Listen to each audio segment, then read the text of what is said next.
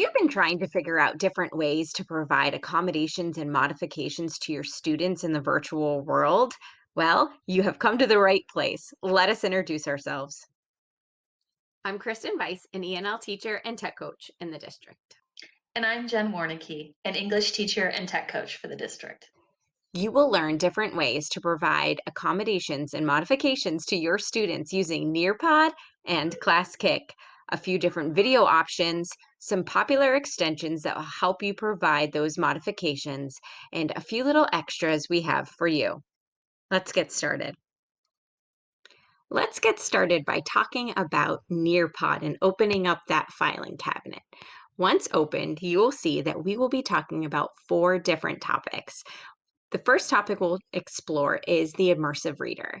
The next topic, how to enable the audio recording feature in the open-ended questions, and then how to record yourself reading slides to your students, and then finally, the draw it feature.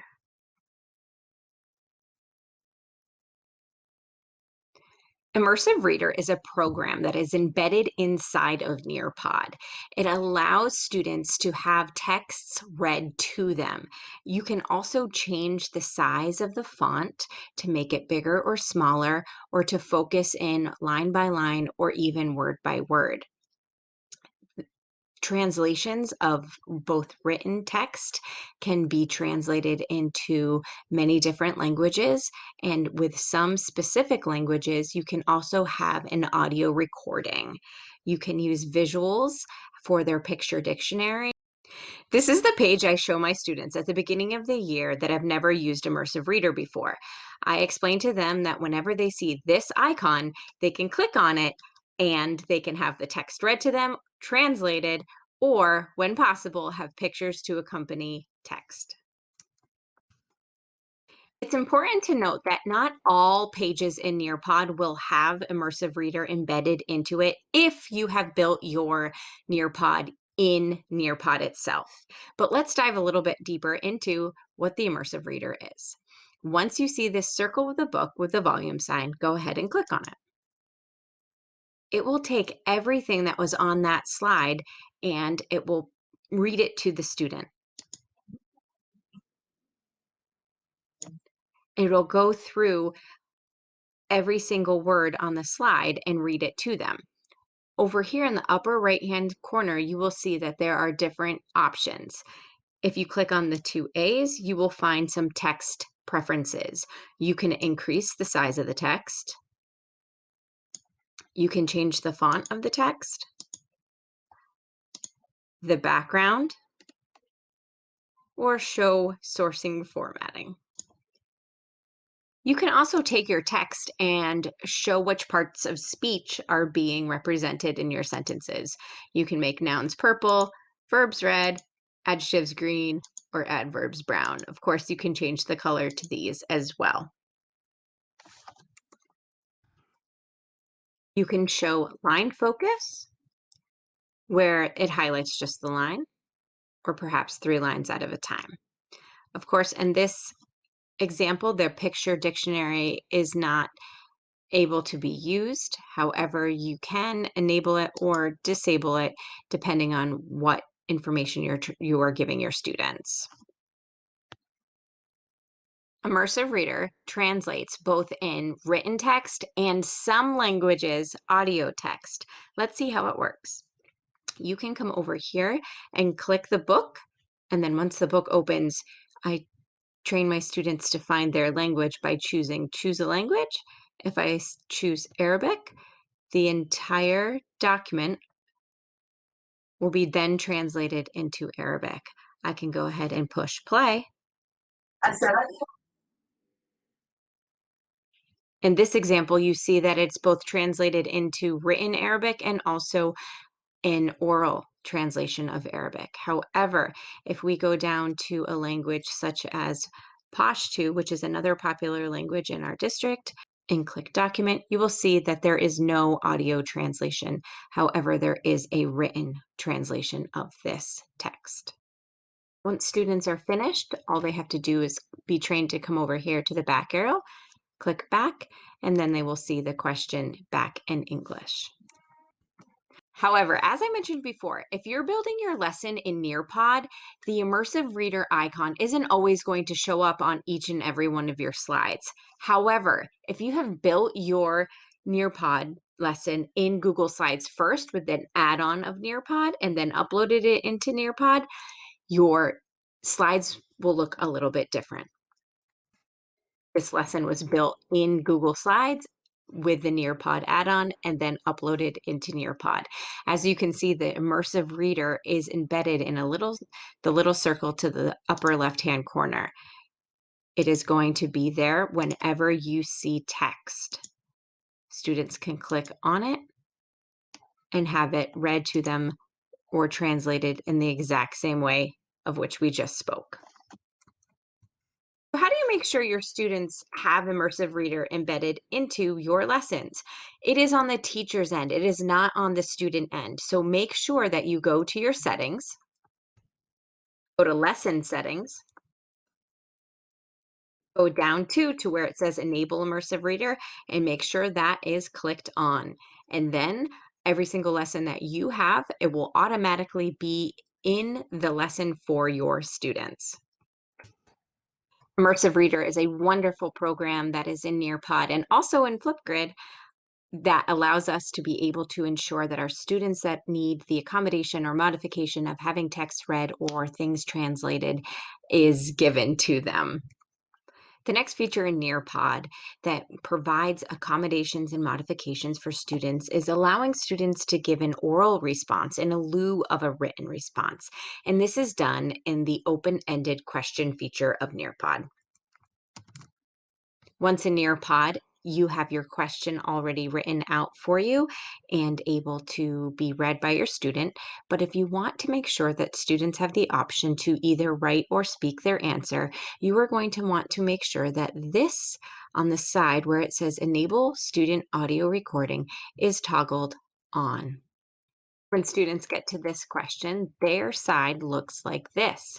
You just have to train your student to make sure that they click on audio recording, tell them to click stop when they're finished, and then they can go back and listen to their audio recording as well. Once you are in your teacher report for that session, the audio recording will come up as this. All you have to do is click play recording to hear the message and be able to give it a score. The next topic is how teachers can record audio on their slides or in their activities. If you've built your lesson in Nearpod, you now know that Immersive Reader isn't embedded into each and every slide, but there's also the audio recording feature that teachers can use. All you have to do is go into your edit, click on the slide that you want to add your recording to, come down here to where it says audio recording, click audio, click the recorder, click the red button, read the slide to your students. Let's get to know a program called Nearpod. Click pause and then save. Make sure to save and exit, and this slide will now have an audio recording on the student end that they can push play to listen to your voice recording. Do you need to add a paraphrase of your directions to your students to make sure that they completely understand what they're about to do? You can do that in audio feature of an open-ended question. Go ahead and click the button here, click audio recorder, and record yourself the same way as you would if you were recording yourself on a slide. This can also be used to make sure that your students have some extra prompts or cues that they might need in order to answer the question successfully. The last feature we're going to talk about on Nearpod is the Draw It feature. The Draw It feature allows you to import a background. That background could be a worksheet that you have, a PDF file that you have uploaded, where students are asked to draw lines between vocabulary terms or highlight important or key concepts that allows for them to show their learning. This is an example of a Draw It. As you can see in the upper right-hand corner, the Immersive Reader is embedded into this question. Students can change the color of their marker. They can highlight and they can add text. The tools are very easy for students to navigate in order for them to be able to show their understanding and follow along in the lesson. As you can see, Nearpod gives us many ways to give modifications and accommodations to our students. Let's talk about some Chrome extensions you can download to help with accommodations and modifications. The first one is Talk and Comment.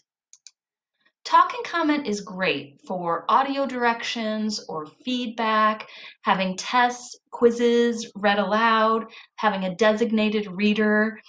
So how you get it, you go to the Chrome store. This is what it looks like. You want to download this extension. Once you've downloaded it, you can go ahead. You'll see that there is a icon of a microphone that appears on the side of my computer screen. If I want to use it, I just click on it and I record my message. Good morning, students. Please remember that class is at 9:15 today. It'll generate a link right there for you, but it's automatically copied into your clipboard. So you don't have to copy it there. It's already copied. You just click OK. And then if I wanted to put that here in my stream, I would just add the link. Control V. I have to take out the words voice note on it, add link, and put my message here. Go ahead and post it. You can see that once I have posted it, students are going to see, when they look at it, they're going to see a play button. So it won't look exactly like this. So when you see it as a teacher, you might see this, but they are going to see, takes a second, and they're going to see this play button. And they just click on that, and they will hear my announcement. So how can you use this in an assignment?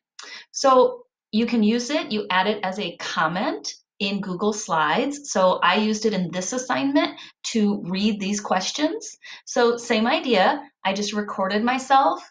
To insert it, I did insert comment, and I copied the link right there and then saved it. So that's why, that's how you can use it in a Google slide. It's also very helpful to use it in a Google form. So this was a summative assessment that we designed. You can see I needed to read the questions and the answers to the students, the answer choices. So I copied and pasted the link for Talk and Comment. I read the question, pasted the link right in there. Now you're going to see that it looks like a link here, but if I go to Student Preview, when students open it up and see it, they are going to see the play button. All right, you can use this in Google Forms, in Google Slides. You can use it in your classroom stream. I like to use it for grading. When I'm grading students and giving them feedback, I can use this. I can put it directly in the classroom or in the assignment. I can also use it on their slides. When I'm grading their slides and I want to give them feedback, I can insert a comment right here so that they can hear me describe what they did well or what they need to work on to improve their grade. I hope you like Talk and Comment. The next Chrome extension we're going to talk about is Immersive Reader. Immersive Reader is a designated reader. It will format pages with fewer items per page. It translates into other languages, both written and verbal, and you can use it on any website. To get Immersive Reader, you're going to go to the Chrome Web Store. You're going to search for Immersive Reader. And you're going to find, you want to download this one, the unofficial version. It's the black and white icon. You add it to your Chrome browser. And once it's there, let me show you what you can do with it. Once you have the Immersive Reader extension downloaded, you can start using it on any website. To use it, highlight the text that you would like to have read, right-click, and click on Help Me Read This. When you do that, a new page will open in the Immersive Reader. If you press play, it will read 7 different species of sea or To change some of the settings up here, you can change the text size, you can increase or decrease the spacing, you can change the font, and you can change the background color for students who need a different level of contrast. This middle button will let you break the words into syllables and color in the parts of speech. The book will change.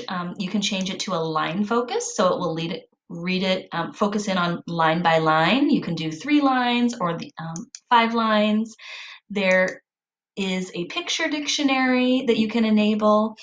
The translate function, if you click translate and pick your language, however you would like, whichever one you choose, you want to click by document.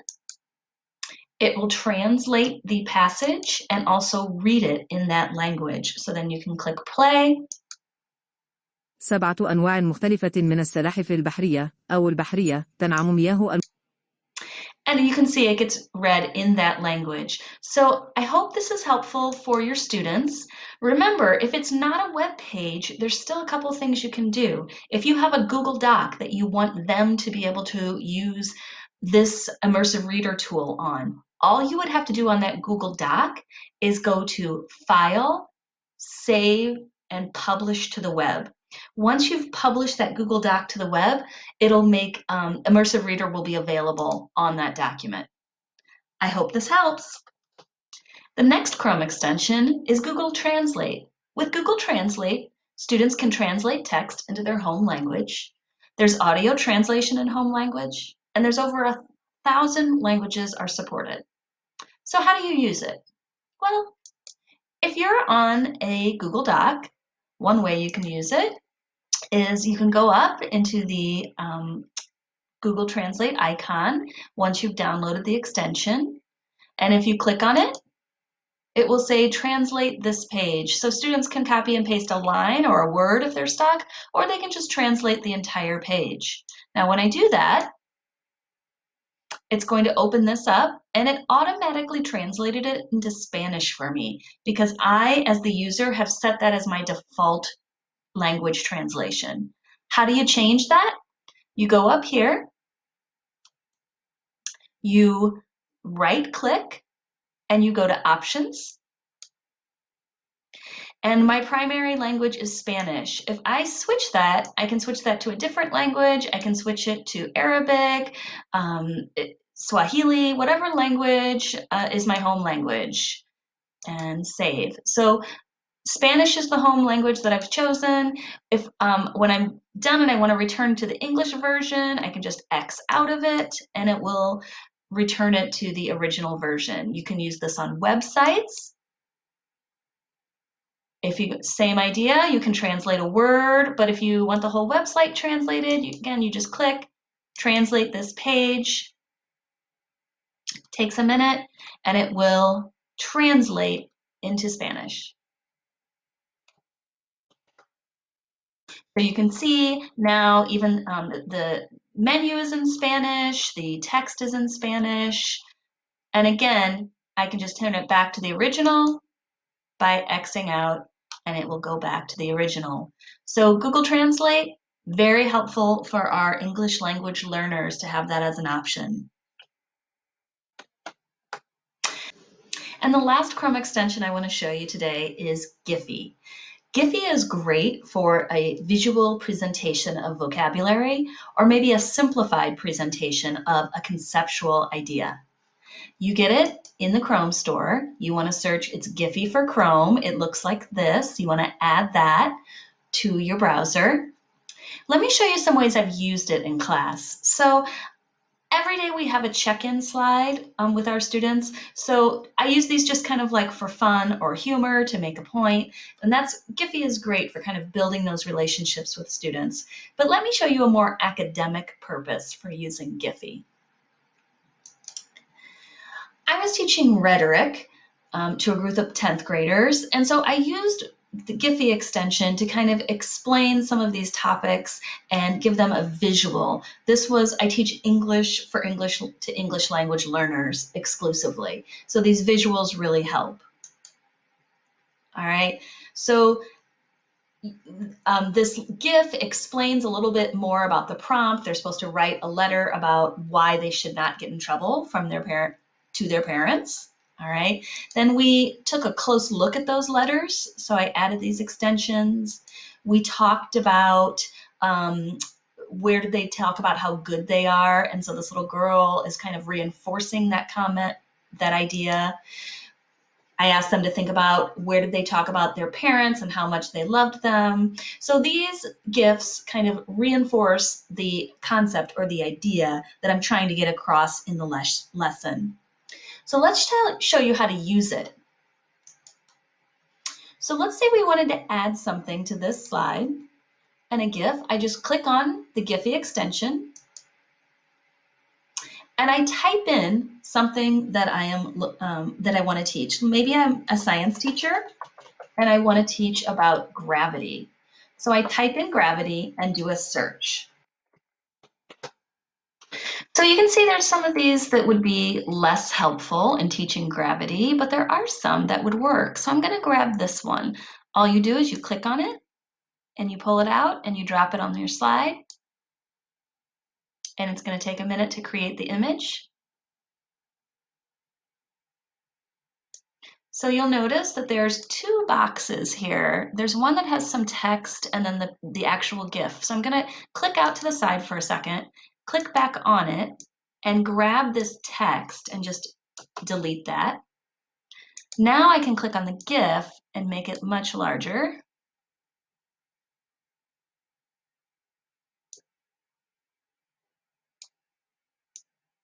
So we can actually see the apple and the feather falling at the exact same time.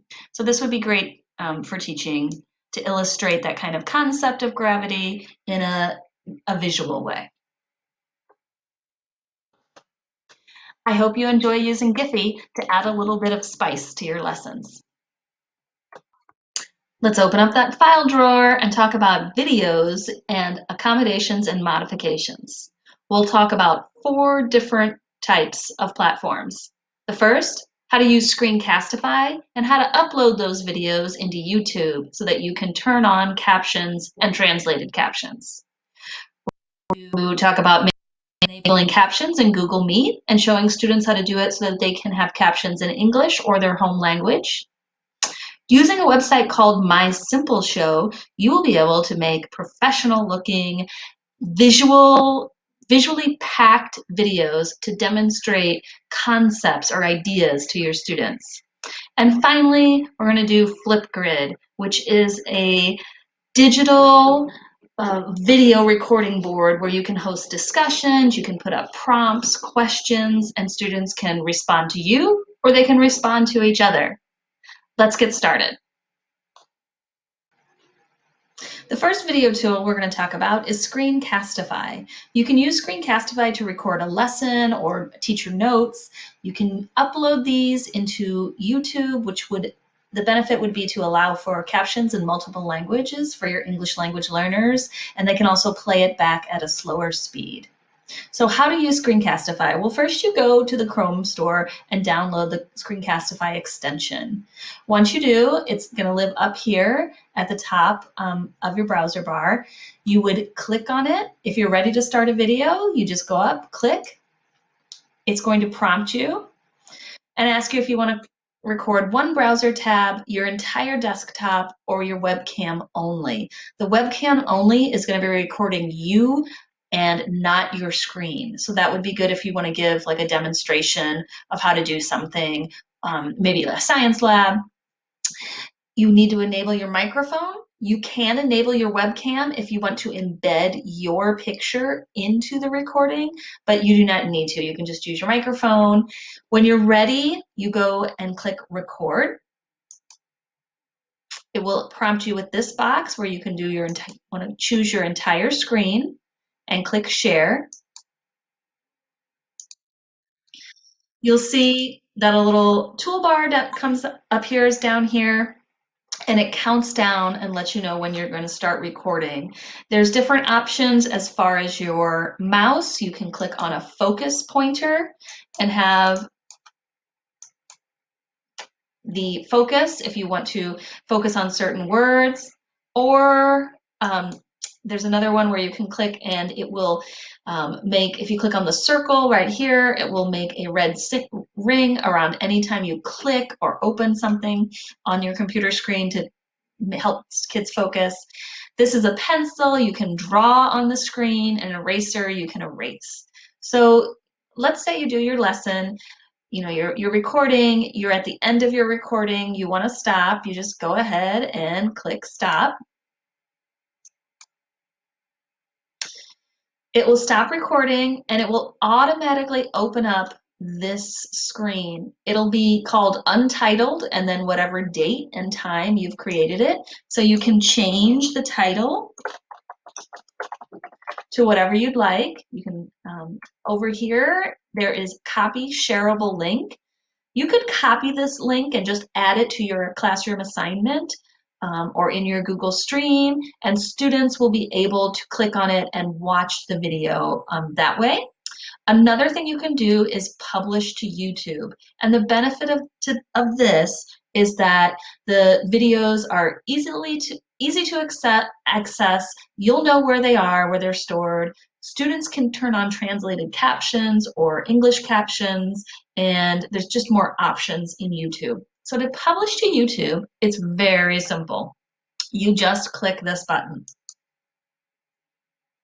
And you'll want to have made sure you've logged into YouTube and make sure you have a channel already set up, and I'll show you how to do that next. But I have a YouTube channel. You want to choose here, private, only you can view the video. You want to make it, I choose to make mine unlisted, which means people who have the link to the video can view it. So public, anyone on YouTube can find that video, but unlisted, only the people that I send the link to or who have the link can see it. So I always choose unlisted. You can change the title again, you can do a description, but you don't need to, and go ahead and then click upload. And it will take a few minutes to process.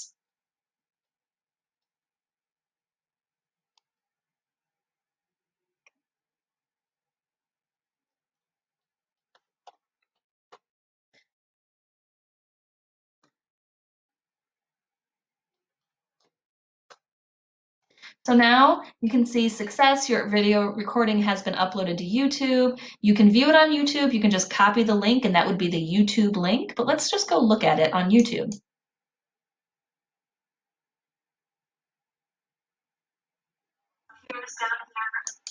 So now this is my YouTube channel, or this is an example, it's on my YouTube channel. How did I create a YouTube channel? Well, all you have to do is go ahead and log into YouTube up here with your school credentials, and you will have your own channel.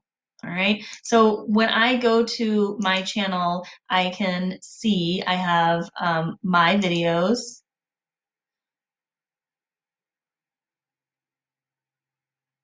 And these are all the videos that I have created that are on YouTube. Okay. I can go through, once they're on YouTube, there's certain editing features you can do. You can, you have a little bit more freedom. You can see they're all unlisted. And I usually do made for kids when I set it up, which is to help with, it'll decrease the amount of ads and the kind of ads that students see. So once it is in YouTube, you can see that I have no views yet because I just created this. For students, when they're watching it, something you want to show them, they can change the playback speed, and then they'll also be able to change the captions. So you can see there are no captions options right now. That's because I just uploaded it to YouTube. But we're going to wait a few minutes and come back, and the captions options will be there. It just takes the computer a little while to auto-generate those captions. See you in a few minutes. Okay, we've given it a few minutes. You can see that closed captions is now enabled on the computer. So to change this, to turn on the captions, I just need to turn them on and they will start playing in English. The great thing though, you can change the settings. So it says subtitles, closed captions, English. but now you can change them to auto-translate, and students can pick their own language. So although I would be speaking in English on the video, the text that would appear would be Arabic or Bangla or any of the languages that is supported by the translation, which is a Google Translate service. This is great to use for our English language learners. You don't have to use Screencastify videos to upload into YouTube. You can upload your Google Meet recordings. So the recorder that's happening in Google Meet, you can go ahead, once it appears in your drive, you can just upload it into YouTube with this button right here. It says Create, upload a video, and you can upload them from your Google Drive. And same thing, they will give it a few minutes and there will be captions enabled on YouTube. All right, I hope this helps you use Screencastify with a YouTube upload. Next in our video file drawer is turning on captions in Google Meet. This is great for providing a written presentation of verbal information. Also, it allows for first language access to instructions and discussion for our English language learners. Once they've turned on their captions, they can easily translate them into their home language. In the next video, I'm going to show you how. Hi, I'm going to show you how to turn on captions in Google Meet and also how to have translated captions show up. So the first thing I want to tell you is that captions are user determined. So the person who is in the Google Meet will see the captions if they turn them on, but like if you are a participant in the Google Meet, you will not see the captions unless you turn them on, which is actually really good for some of our students because not everyone, some people would be distracted by the captions, some people need to see the written information as well as the verbal, and for some of our English language learners, they can see captions in their home language as I am speaking in English. So first we need to start with how do we turn on captions. So down here at the bottom, you just turn on captions and they are generated in English by the computer. So you see as I'm speaking, there's live captions happening. So remember these will not show up in a class recording on Google Meet, but they are showing up live. So you have to show your students how to turn on captions and turn them off if this is an accommodation that would work for them. Now let me show you how to turn on the translated captions. And this is something I'm still just learning, but you click on the screen anywhere and right click. And you can see it says translate to English. So I'm going to click yes. All right, so up here, you'll notice, so there's a little camera, which is recording me, and the star to favorite. But now Google Translate has appeared in my URL browser. So it says English. I want to click these three dots, and we're going to choose another language. So now you have a drop-down menu, and you can pick any other language to have your Google Meet translated in. So you can see all of these different languages. Now remember, it's going to I'm going to pick Kinyarwanda. So it's going to pick, it's going to show, actually I should pick one. Kinyarwanda is very phonetic, so it's going to just translate basically. It's going to look like English. So let me pick something like Arabic. All right, so, and then I click translate, and you can see it looks very, very different. So to change, it will translate everything. I don't know if you can see the bottom of my screen, but even all of the things like raise your hand and turn on captions and present your screen, everything is in Arabic now, my name next to my face. But remember, this is only for the user. So if you have a student who can read in Arabic as their first language, you would have to show them how to turn on captions and how to set it to their language. Now, to turn this, I'm going to turn this off. So you go up here, again, same thing. I'm going to choose another language, and I'm going to go back to English. Now, if you're worried about trying this out and getting stuck in another language, which I'm not going to say I did that. I'm not going to say that happened to me. Maybe it did. You can just leave the meet or when you start your next meet, so if you have class next time, it will not be up there, okay? So it will default back to having no captions or no translations.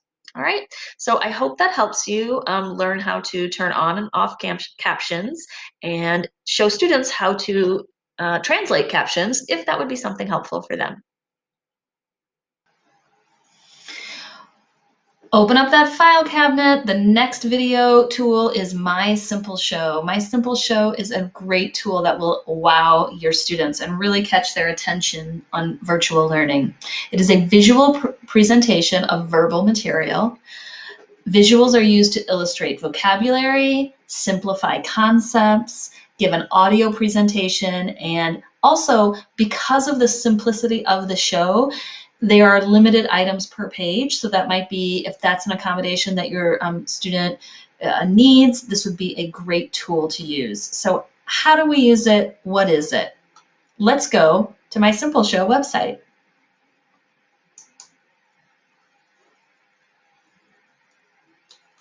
So you're going to go to mysimpleshow.com. And when you get there, you can log in using your Google account with your school credentials. Now let me show you what My Simple Show can do and what I mean by an explainer video. Here's some examples down here on their homepage. You can see you can explain a mathematical formula, an invention, a chemical substance, a law, the pros and cons of a thesis, explain an exercise. So these are some ideas. It's applicable to every subject level that we teach. And we're going to show you an example before I show you how to make one. We're going to pick Introduce a Chemical Substance. Let's watch this one. Let's get familiar with carbon dioxide. Meet Laura. She's a student doing an oceanography project and learns that sea levels have risen over the years. This is due to the melting of 2 massive ice sheets because of global warming. Okay, you can see the visuals make it clear, the simple narration. What you don't know is that this was created very easily. You could do this. If this looks hard, trust me, it's not. And this website will walk you through it step by step. All right, this is your dashboard. Once you've logged in, your videos, you get there by going to My Videos. This is an example of a video that I've already created. My students were struggling with the idea of ethos, pathos, and logos, so I created this explainer video for them. I'm going to show you more on that in a minute. To create a video, it's as simple as clicking here. And then you have 2 options. You can write your own script, and you'll pick a storyline template and type in your own words. Or if you already have something in a PowerPoint, you can upload it directly. And you name your project here. And you're ready to go. Start creating. So to create your own video, it's as simple as draft, write, visualize, and finalize. And in each of these steps, the website really helps you out. So in the draft step, you just go ahead and type whatever you want to say about your topic. It does not have to be final version because they're going to help you edit it in the next step, which is the write step. So they will take what you have written and they will insert it into what they call these scenes. Title scene, story scene. So they will go ahead and take your words and they will put it on each scene, and for you to check and see, is this really what I want to say? Is this working? So you go ahead and you look, you can edit it, you can add scenes. If you're thinking, oh man, this is too much text on one piece of the film, you can go ahead and add a scene and you can enter text for the next scene. Maybe you want to take half of this sentence and put it down here. Okay. So you just make sure everything's where you want it. Now, what you do in the second part of visual, before you get to visualize, you want to go ahead and click on some words that you think are important in each scene, because that is where they're going to pull those videos or those images from. So ethos, pathos, and logos were most important to me here, and that's where I wanted my visuals to come from. I wanted them to represent those words. So as you can see, for each one, I've made the most important words blue because I want those to be where the visuals come from. All right, so the next step is finalize. The next step is visualize. In visualize, the website will take your words and automatically insert pictures into each scene. Now, what if I don't like the pictures that they chose? Well, easy. You click on it and you can search for another term or another word, or you can pick a different image that you think is better. You want to go through and you want to make sure that there's visuals that you like for each one of your blue words. And you can move them around on the page. You can add different images or different visuals. You can add more characters to go on each slide. You can upload your own images. You can add text, like I added here for ethos. You can add frames, and there's even some effects that you can add. Once you have everything looking the way that you want it to look and all of your slides and all of your scenes look good, you're going to do the last step, which is finalize.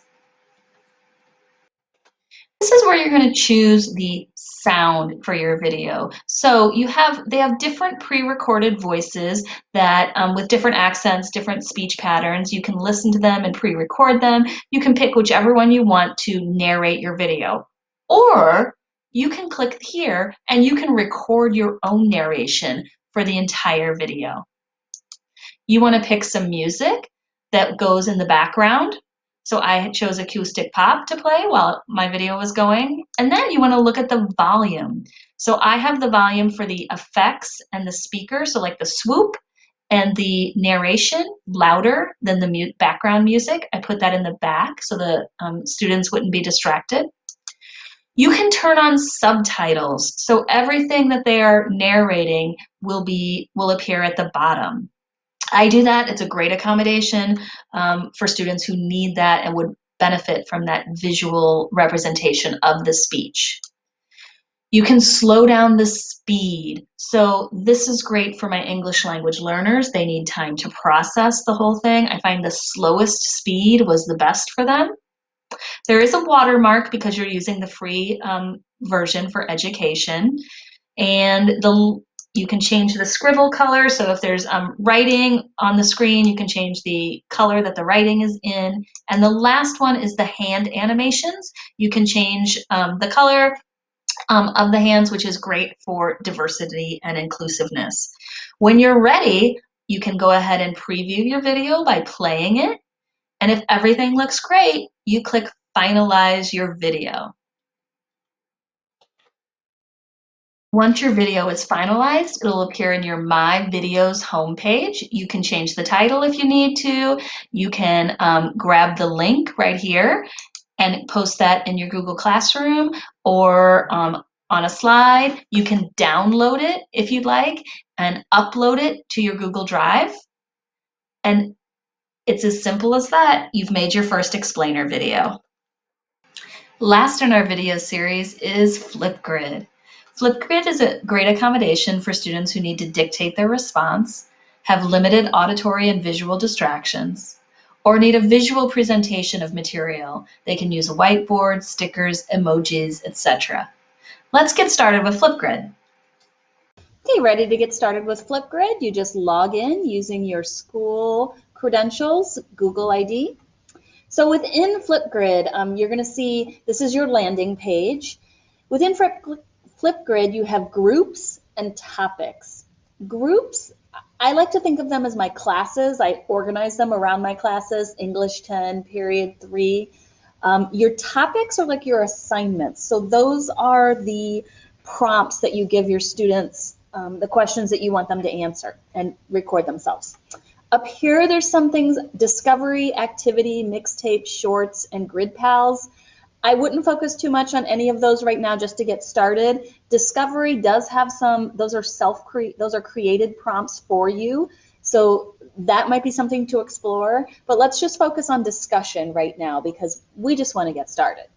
So if I go into one of my classes, you can see that this is my group, and in my group I have different topics. So these are my different assignments. You can see that this one is active and this one is hidden. So I've hidden this from the students. When they come, if they come to this landing page, they will only see this one. I don't have to worry about that because I don't even have to share this whole landing page with them. I can just share the individual topic that they are responding to. You'll see that there's this red hand. That means the topic is moderated. That means when students create a video, I am the only one that sees it unless I release it to the class. So this helps students who are shy about presenting or talking in front of their peers. So if I want to change anything on this board, like I don't like how something looks, I can just go up to this edit and I can change the name. I can change the join code to something else, but and I don't even really have to worry about this because you're probably going to share the topics, not the join code. It's the easiest way. I can add my students. I choose email. That's how they are going to sign in. So I add them through email, and it will automatically put their Albany email ending on the end of their email. Group followers, this will allow students to receive email notifications when new topics are created and new videos are recorded. So, you know, until this year, students didn't have emails. That's something you can turn on or turn off. It's just how many emails do you want to send them. Group status is active. So this is, again, where you can just hide the group, the entire group, or you can keep it active. You can personalize. So this is just an image to drag or drop. You can upload something, like if you had a Google Classroom banner that you wanted to upload here, your Bitmoji Classroom, that could go right here. You can also pick any of these from FlipGrid and choose these different topics and update group, and it will change. All right, so let's go back. I'm going to go back to the group board. And then we have things, topics. So you can see terrible things response, who is your hero? Those are questions that I pose to the students. I'm going to click on those so you can see what it looks like on the teacher side. So terrible things response, couple of things. When they see the red hand, they know it's moderated so that they're safe, that nobody can hear what they're going to say unless I release it. This is the immersive reader, which we learned about earlier. When I click on that, the students can have that played to them. Offers message of the terrible things. They can also go up here and change the language and change the font.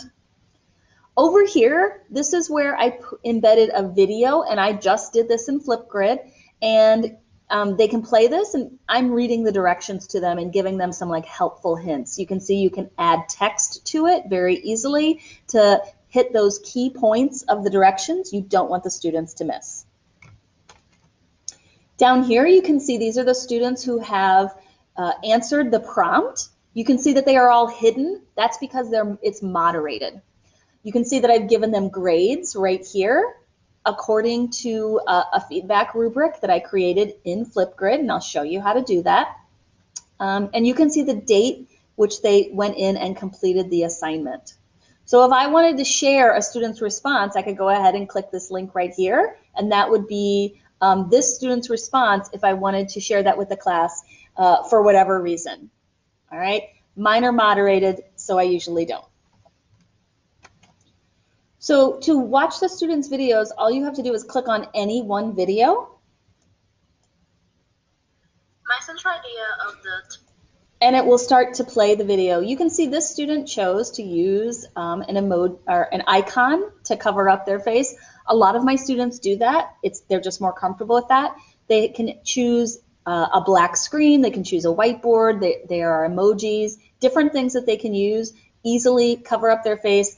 As long as I can hear them, I'm assessing their oral language, so I don't need to see their face to do that. I play. Once it gets through this person's recording, I can go ahead and I can give them feedback down here. I can record my video, so I can go ahead and record a video comment to them if I wanted to respond to them. If I want to give them feedback as far as their grade, you can see that I've done that here. There was a little record button. So this enables me to go in and to explain why they got the grade that they got. And this is a rubric that I set up in FlipGrid. You don't have to set these up, but there's one that I set up: central idea, evidence, and voice level and clarity. So this is what I was assessing on for this assignment. Once I've given feedback to the student, they don't have to go back to FlipGrid, like to log in and search for my feedback. I can just click here, copy the feedback link, and drop it in the Google grade sheet for them so that they can click right on it and go to my feedback, or I can click here and email the feedback to the student. So that's another benefit of using FlipGrid. So how do you make one of these topics? How do you create this topic for students to respond to? You go down here and you click Create Topic. You add a title. I'm going to call it Demo. You give the prompt, tell me the central idea of the story, and give 2 details. Okay, so this is going to be the written description that's going to appear right next when the student opens up the assignment. You can add media. I usually click right here and I will record a video. It will I'll ask you if you allow the microphone and camera. I'll go ahead and record a video of me reading the directions to them. You can also upload a video, something you already have. You can add a YouTube video, so maybe you want them to watch something on YouTube and then respond to it. You can upload an image, just a picture, a GIPHY, an emoji, something from Microsoft or your Google Drive. You can upload a Bitmoji, a Kahoot game, Wakelet, Nearpod, all of these things. You can even upload a Newsela, link it to a Newsela article, and then have students read the article and then tell you the central idea of the story in 2 details. Okay, so there's a lot of options for things you can put there, and that's fun. If you don't know, like, oh, I don't need to put any of these things, my kids don't need to have the recording of me reading the directions, just pick an emoji, because there'll be something, something cute will appear on the page. So I'm gonna click that one. That looks great. All right, so there's a couple of things, some permissions. You don't really have to worry about this because your families are not going to probably be joining the topic. So topic moderation, this is important. I always turn this on because I always want to be able to have the videos private unless there's a reason for the students to see and respond to each other. If you want the students to see and respond to each other, you can moderate it and then release the videos after you've previewed them. If you want them to respond to each other, you have your choice of using video and text comments, video only, or text only. So there's lots of ways that this can facilitate discussion. There's closed captioning in multiple languages, and the recording time. So this is how long do you want to give the students to answer the question? It depends on the prompt. So 1 minute and 30 seconds is my default, but you can go all the way up to 5 or 10 minutes, or as short as 15 seconds. So there's some more options down here that I want to show you. You can attach a link to an attachment if the students need to see something while you're before they make their video. The topic status is active. The schedule date. So this will come immediately. So this is today's date, but you can change that if you want to schedule it. Notification frequency. So this is, you will receive email notifications when new videos and comments are submitted. So you can choose if you want that to happen every day, once a week, every time a new video or comment is submitted, and or never. So what I usually do is daily. I check it every day. When the assignment's past due or late, that's the time when I change it to every new video or comment, so that if somebody turns something in late, I know, oh, I get a reminder to go back. All right. cover images and videos. So students can add filters, stickers, etc. to their videos and cover images. So I choose that they can add it to their cover images and videos because that allows them to put those Bitmojis on the cover, the first like picture that you see when you look at the video, and also throughout the video. So you can change it to only cover or only videos or none. I would suggest having it, the students do like those, so I would suggest keeping that on. Video editing, so if your students are, students can trim, delete, rearrange clips in their response. These are just some other things. If you set it up so students can see each other's, you can set it up so that they can like each other. So there's like a voting option here. Allow students to add sticky notes while they're recording, and allow students to download and share after creating their video. So that is something that they can do. This is where I gave feedback. So the basic feedback, kind of the default feedback, is ideas and performance. So you're grading on these two things. You can build custom feedback, and this is where you go in and you put the things that you, specific things that you're looking for, and you can create a minimum score and a maximum score for that. So that's how you kind of create those grading rubrics. If everything looks good, you can go ahead and do create topic. And then it's easy as this. You click copy, and that will get the link. You can throw that in the chat of your Google Meet, or you can put that on your Google Classroom. You can also post it to Google Classroom, share it this way. And this is what it looks like. Now let's see what it looks like from the student side. So once students click on that link, this is what they're going to see. They will join with Google. And once they join, it says, remember me. It'll be easier to log in next time. They'll click on their name. And this is the page that they see. So you can see if there was a video here with directions, they could play that and it would explain the directions to them. This is where they get the prompt, what they're doing. This is the name of it. They can click on the immersive reader right here. It tells them who their teachers are, Jennifer Warnicki and Jennifer Miller with our pictures. And this is where they click to record a response. So they can click here, or they can click here and record their response. So when they do that, it'll look like this. They'll get the permissions. Do they want to allow it? They're going to allow. And then they will see this. Camera appears. In order to start filming, they will press the record button. This is where they get the options. So they could upload a clip. So they could upload, it's not recording me yet, they could upload a video clip that they've already created, if that's something that they do, right here into FlipGrid. They could record with their mic only. So that's not allowing the face. That's where you're going to get the black screen. They could do a mirror video where it flips. And this might be, I'm not super great with how images look on the screen. So science teachers or math teachers might need this if you're trying to show a problem and they need to flip it to see the mirror image of it. They can mute themselves, and they can also record their screen. So this is a new feature. It's like an embedded Screencastify within FlipGrid. So the students don't have Screencastify, but if you want them to record their screen, this is a way that they could do it. So that they could, so I'm thinking like if they would want to do, if you want them to present a group project virtually, they could record their screen, hop over to their Google Slides, present their Google Slides and talk about it, and then end the recording. And then that would be their virtual way of presenting. There's some effects here. So this is where they have filters. You can see there's different filters that they can put on, which are fun. Black and white. It's not incredibly flattering. They can, this is a popular one with my students, the pixelating. So they can pixelate themselves even more. They can turn themselves green, which is not incredibly helpful.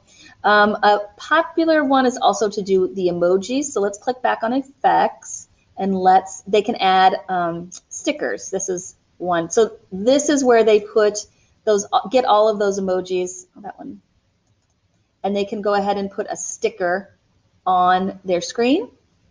And you can see there's emojis, people, accessories, music, so they could put eyeglasses on. This is kind of like where they have fun with FlipGrid. Once they kind of learn all of these things, they have a little bit, some fun with it. So they could put a crown on their head, different things. And I'm going to take that off. Hold on. So the stickers are a lot of fun. They can go ahead and drag them and make them really big so it takes up the whole screen, which is what most of my students do. They can move them around. And when they're ready to record their response, all they do is this. All right, the central idea of the story is, I don't know, miss, I wasn't paying attention in class. So they press that when they're done, and then they click next. All right, the central idea of the story is, I don't know, miss, I wasn't paying attention in class. And it'll preview it for them. So they can, the central idea of the story. They have a couple of options here. They can add more, okay, if they need to. They didn't realize they didn't answer the question. Go ahead and click next. They can go ahead, they can put their name up there.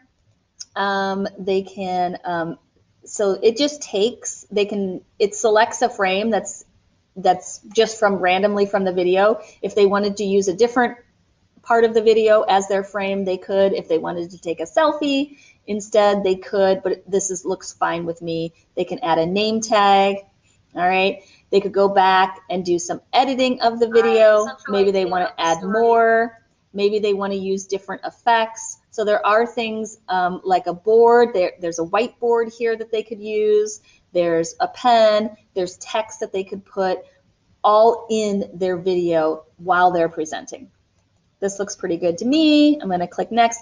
And then they get submit, and this is the last step. And when they see the fireworks, it's already there on your board. So we're going to go back to the teacher board and see what it looks like.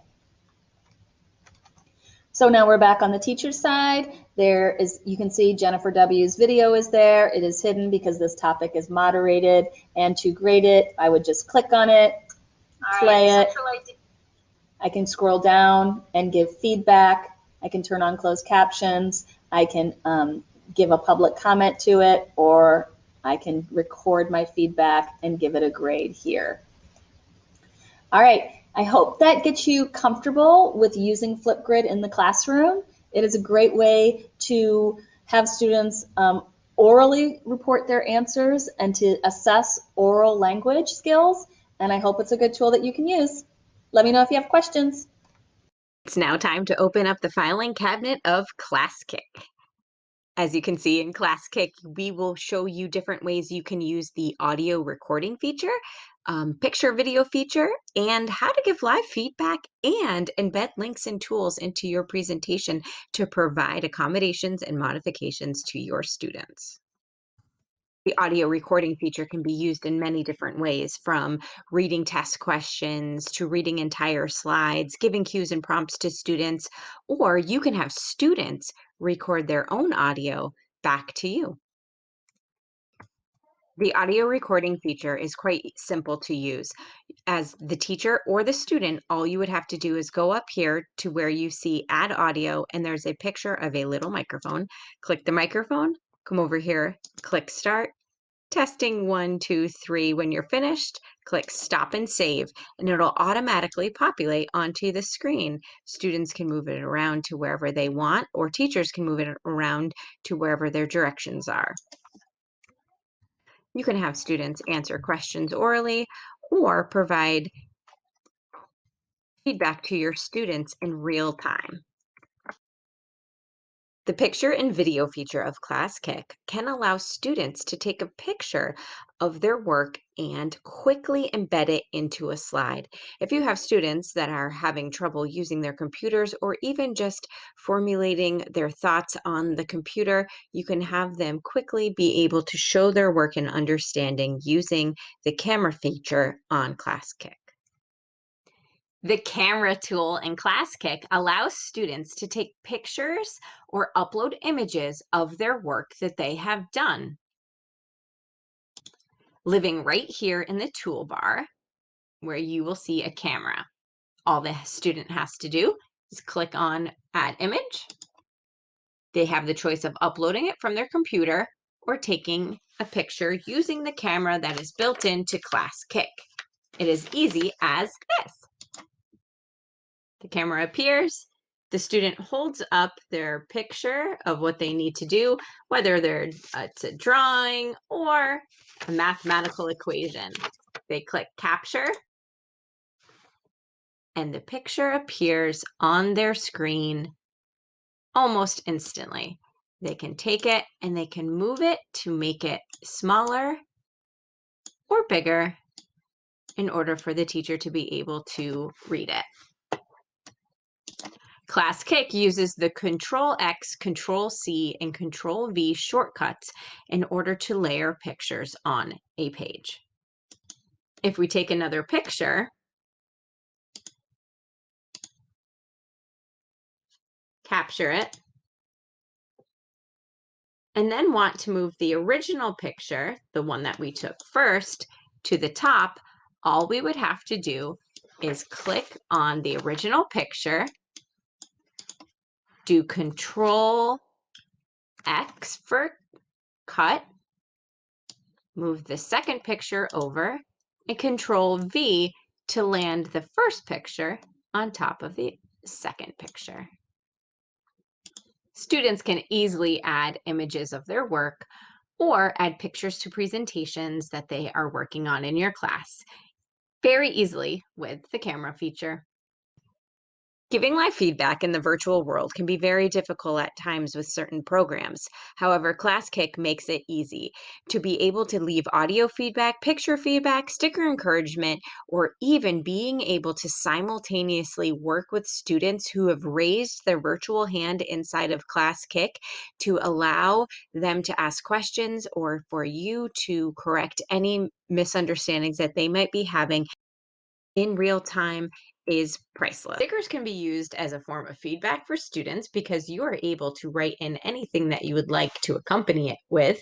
And also you can award points to the stickers or simply just use stickers for encouragement.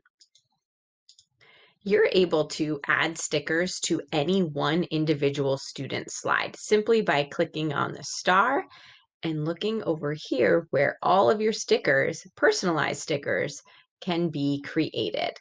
I believe Classkick comes with about 6 to 7 different stickers, but then you can personalize.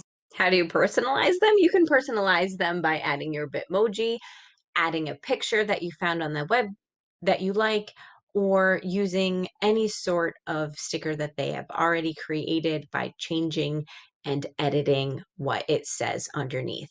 So what do these look like? So for example, if I chose this Among Us character, I can say, oh, not yet, so close, keep going. So that would be an encouragement sticker.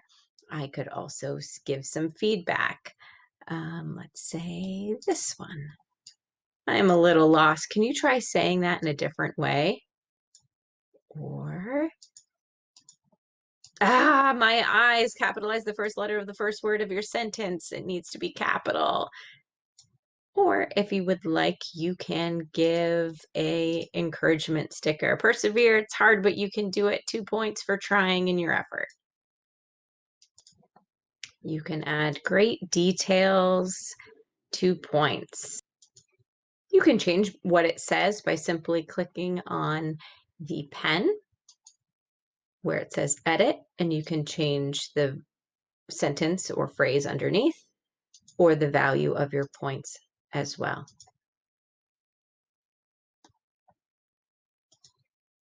But we're going to up the game just a little bit more because it gets better. They have some feature here called Sticker Wand. Before I show you Sticker Wand, I wanted to make sure that we touched upon one other feature in Classkick that I find to be very helpful. If I'm working on, for example, slide 15 with all of my students, and I just want to look at slide 15, I don't want to look at all of these slides, I can come right up here and where it says view all slides, I can click slide 15, and then all of a sudden, only slide 15 of all of my students are right here for me to view. Sometimes I use this as an example to show off student work. If students feel as though they don't want their names to be shown, which I totally understand, I usually come down here and I click hide students' names. Classkick will change the names into silly, focused fish, dazzling dolphin, rational robot, different names that will hide the identity of that student. But back to the sticker wand. I come right over here to where it says stickers. I can come right down here and choose whichever Bitmoji or sticker that I want. And I can say, awesome. We're going to do the Yahoo, I'm proud of you. And I'm going to click Focused Fish gets a sticker, he gets a sticker, Dazzling Dolphin gets a sticker. Any student that I want to give a sticker to can just very quickly and easily get those 2 points added to their grade by me clicking on their slide with the sticker emoji with points attached. It's as easy as that. Embedding links and tools into Classkick has never been easier. If students need the accommodation of using a number line or a calculator or a math fact sheet or tools, this could also be a video that re-explains what the concept is that you are asking them to complete an assignment on, or even a link to Google Translate or Merriam-Webster's English Language Learner Dictionary, linking tools in Classkick is easy. Let me show you how. For example, if a student is working on this math problem, perhaps they need to have Google Translate, a calculator, or a video to show them how, all which can be created using this link button. All you would have to do is click here, title, whichever it is. So for example, testing, and then drop the URL. It can be any YouTube, it can be any website that you want to take them to for extra practice or help. Any website would work. Click save and it automatically populates into everyone's screen. These are only some of the features of which Classkick can do to help us provide modifications and accommodations to our students in real time. Thank you for joining myself, Kristen Weiss, and Jen Warnicki for Accommodations, Modifications. Oh my. Did you like what you watched? Do you want to learn more? Make sure you subscribe to the Albany Tech Coaches YouTube channel.